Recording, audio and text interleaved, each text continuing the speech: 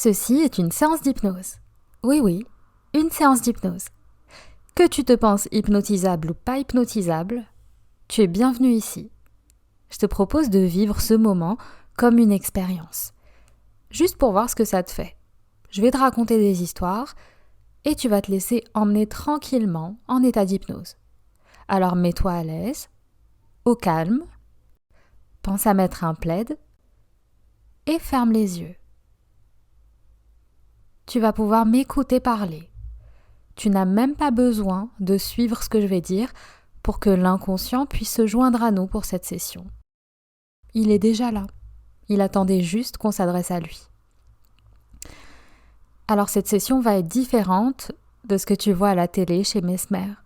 Peut-être même que ça va être différent des hypnoses que tu écoutes d'habitude.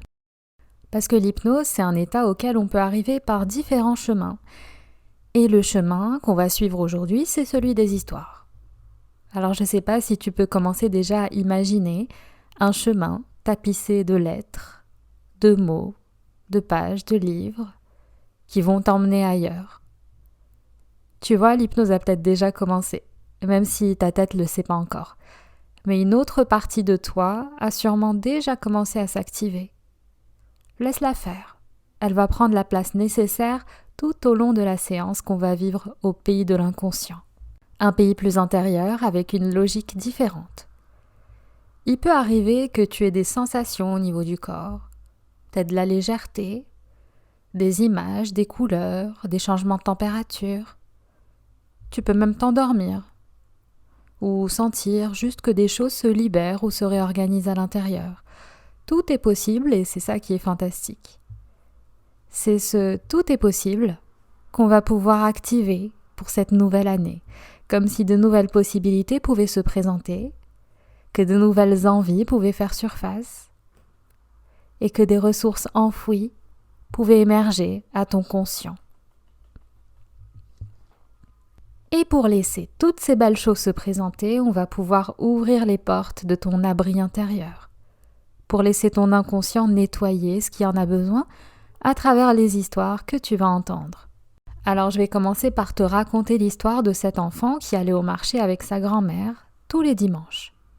Ça lui faisait quelque chose de traverser les allées et de voir tout ce choix de produits. Que ce soit des variétés de fromage, de yaourts, de légumes, de bijoux ou autre chose, les stands se vidaient progressivement tout au long de la matinée, jusqu'à liquidation du stock. Tout doit disparaître, qui disait.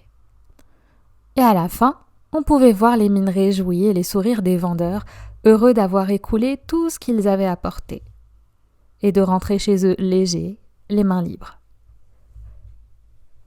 Tout ça pour te dire qu'un dimanche, l'enfant s'est arrêté devant un stand avec de drôles d'objets. Il a demandé à la vendeuse « Qu'est-ce que c'est ?» Ça, c'est un attrape-rêve. Il s'est arrêté quelques secondes pour réfléchir, tu comprends. Il n'en avait jamais vu et il avait envie de se faire sa propre idée sans être influencé. Puis il a dit « Mais quel genre de rêve on attrape avec ça ? C'est bizarre. Comment faire pour attraper les bons rêves ? Et puis ça voudrait dire que les rêves flottent en l'air et qu'on les attrape, comme des papillons. Je pensais que les rêves partaient de nous.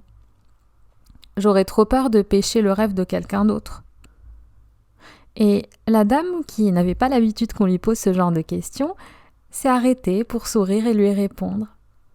Elle lui a dit que les attrape-rêves étaient là pour capturer les cauchemars et laisser nos rêves se dérouler paisiblement. Il me semble que ça a quelque chose à voir avec la couleur des plumes qui sont accrochées dessus. Elle a continué. « Tiens, je t'en offre un pour essayer. » Elle lui a donné un petit attrape-rêve avec 3 plumes violettes qu'il s'est empressé de mettre au-dessus de son lit le soir même. Je ne sais pas exactement ce qui s'est passé cette nuit-là, mais quelque chose a changé. Le lendemain, le petit garçon a pris l'objet, décroché les plumes. On aurait presque dit qu'elles étaient un peu plus blanches. Il a défait les fils, il a coupé le cadre, et l'attrape-rêve a pu partir une fois sa mission terminée. Les rêves du petit garçon étaient plus légers, calmes, étincelants, comme si un brouillard s'était levé. Je me demande qui a soufflé dessus. Et Je ne sais pas quels rêves vont pouvoir s'exprimer de ton côté pour t'apporter du plaisir pour cette nouvelle année et une connexion plus solide à toi-même et à ce que tu vas pouvoir réaliser. Et pour continuer, on va pouvoir passer à ma deuxième histoire qui est celle du monsieur au manteau bleu. Une nuance spéciale, il me semble qu'elle ressemblait au bleu de l'orage avant le calme et la clarté, ou un tsunami qui disparaît avant le renouveau. Et en parlant de ce monsieur, c'est drôle comme on associe parfois des gens à des objets, comme Mamie Chanel qui portait toujours le même rouge à lèvres depuis des années, ou encore la fille au cahier qui avait toujours de quoi écrire à la main et qu'on retrouvait souvent en train de rêver devant un café. Ce monsieur au manteau bleu avait une mission, rendre les objets perdus à leur propriétaire. Pas un boulot officiel, tu comprends, mais une sorte de vocation, comme s'il avait un talent pour faire ça. Il avait un instinct naturel pour retrouver tout et n'importe quoi. Des doudous égarés, des portefeuilles oubliés dans les taxis, des bijoux de famille, des clés tombées dans l'herbe, des bigoudis à des endroits improbables. Chaque matin, il enfilait son manteau, comme un super-héros enfile son costume, et il partait à l'aventure dans les rues de la ville. Il savait que c'était important de rendre les choses à leur endroit d'origine. Pas de petites annonces ou de posts sur les réseaux sociaux. Lui, il observait, il écoutait, il posait des questions aux passants, aux commerçants. Il avait ce don de connecter les gens, de les faire parler, se réconcilier, dire ce qu'ils avaient sur le cœur ou sur le bout de la langue.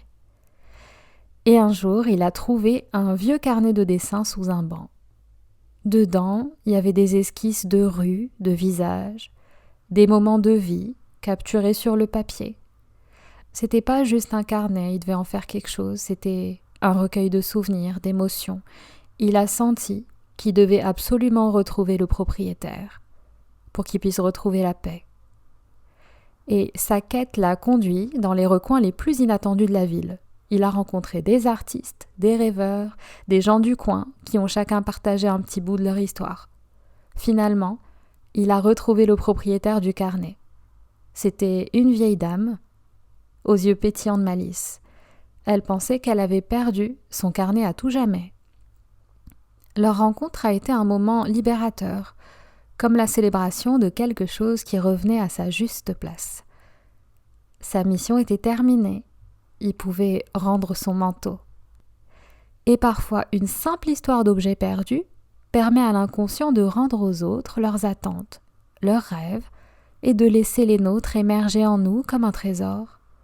Peut-être même que ton inconscient va t'aider à activer la boussole intérieure pour mieux les ressentir. Et j'aimerais te raconter une troisième histoire qui est celle d'une personne qui aimait les miroirs. Pas des miroirs ordinaires, non. Chacun d'eux, déniché dans les brocantes ou hérité de familles excentriques, possédait une histoire, une âme. Des miroirs baroques, art déco, minimalistes, il se baladait dans les brocantes pour les observer, les utiliser, sans les ramener chez lui. Pourquoi encombrer son intérieur d'autant de reflets ? Un jour, un miroir particulier a attiré son attention. Trouvé dans un petit village, ce miroir avait la réputation d'être magique. On disait qu'il avait le pouvoir de montrer les choses telles qu'elles sont, de révéler. Mais malgré sa fascination pour les miroirs, il évitait soigneusement celui-ci. Pourquoi ? Parce qu'il craignait ce qu'il pourrait y découvrir sur lui-même. Ce miroir, dans une petite boutique d'antiquité, se fondait dans un décor fait d'objets ayant appartenu à d'autres. Des vies passées qui masquaient la sienne et qu'il aurait suffi de dépoussiérer pour s'en libérer. S'il y avait pensé. Un jour, poussé par une curiosité irrésistible, il est entré dans la boutique. Il s'est planté devant le miroir magique. Le cœur battant, il a fermé les yeux, pris une profonde inspiration et il les a rouverts. Ce qu'il a vu l'a surpris. Aucun monstre, zéro révélation dramatique. Juste lui, mais un lui différent. Plus authentique, un sourire aux lèvres, un regard plus doux, plus ouvert. Il a compris alors que ce miroir ne montrait pas une facette cachée ou effrayante, mais juste la possibilité d'être soi-même, sans crainte, débarrassé du superflu, que son regard était plus doux envers lui-même. Il a senti une bouffée d'amour le remplir, d'amour pour lui-même.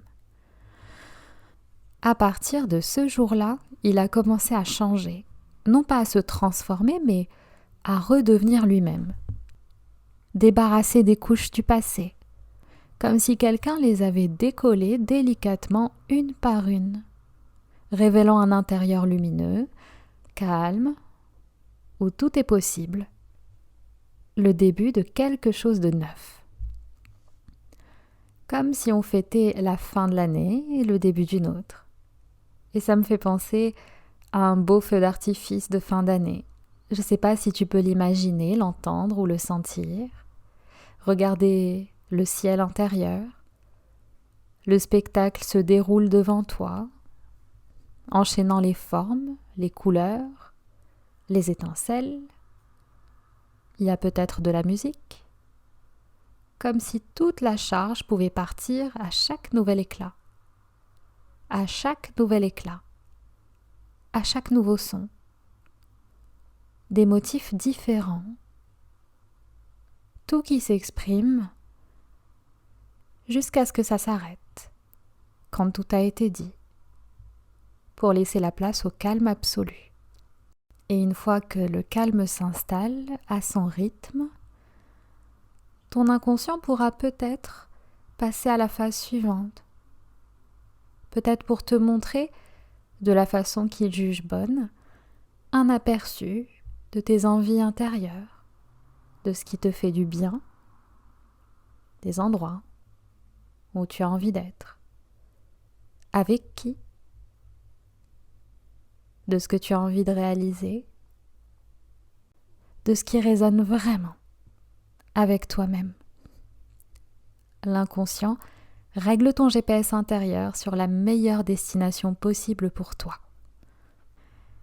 Et tu vas pouvoir laisser ces images, ces sensations s'imprégner profondément pour t'accompagner dans cette nouvelle année.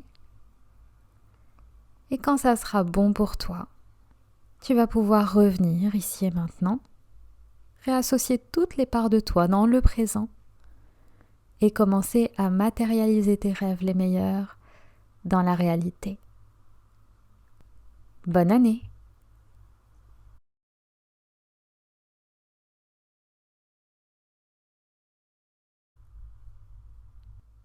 Et quand tu seras pleinement réveillé, rappelle-toi que cette séance est une expérience. Et dis-moi en commentaire comment ça s'est passé pour toi, comment tu te sens dans ton corps, ce qui a changé depuis le début de la séance. Et rendez-vous à la prochaine!